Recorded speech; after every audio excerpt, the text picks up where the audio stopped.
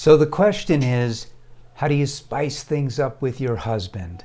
My name is Paul Friedman. I founded the Marriage Foundation, and we're going to talk about that. But we're going to talk about it a little bit differently, because typically what people who suggest that are saying is, let's enhance the sexual connection.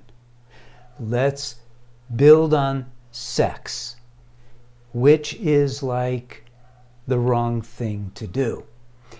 It's not wrong to spice up your marriage, but it's wrong to be doing things in your marriage that are not contributing to the things that you want from your marriage.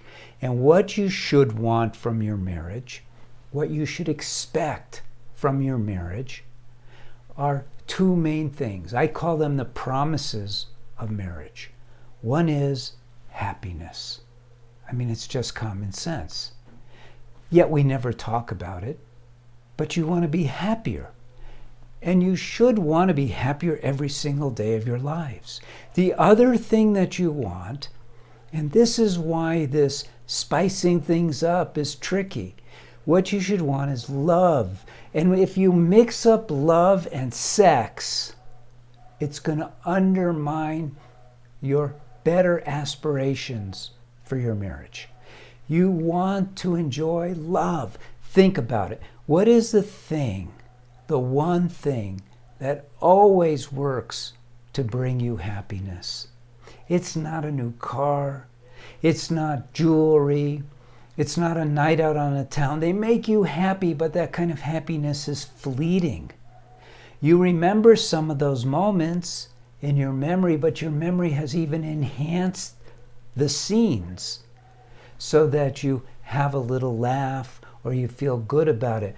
But the love, when you feel that connection with your husband, which is not sexual, you may have felt it during sex, but it's not sexual. It's actual love. Love is a mystery in our world, isn't it? We talk about it as if we know what we're talking about, but we really don't, because we don't look at it for what it is. Everyone's afraid to use the word spiritual. So let's make it really simple.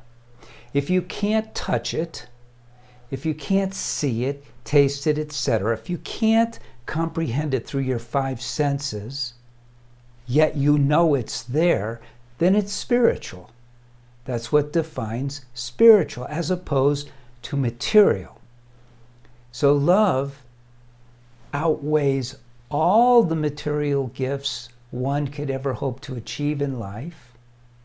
Ask anyone who's made millions and millions what's the most important thing for them while they're about to die, and they'll tell you the love that they have had in their lives. So that is what you want in your marriage. The promises of marriage are happiness, ever increasing, and love, ever expanding.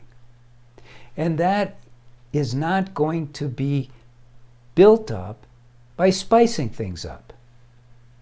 So I'm urging you to really learn much more about marriage. Subscribe to this channel. There's so much to learn.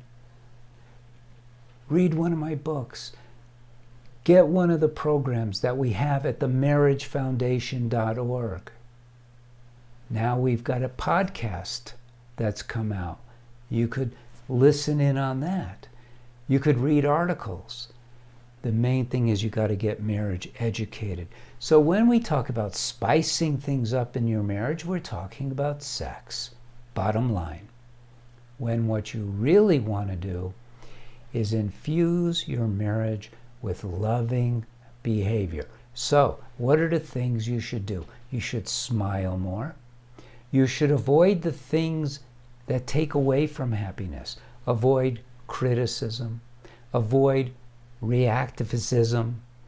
Avoid complaining.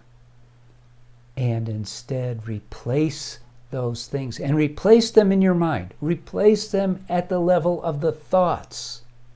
So if you have a thought that is being judgmental about your husband, turn it around and make it a thought that's praising your husband.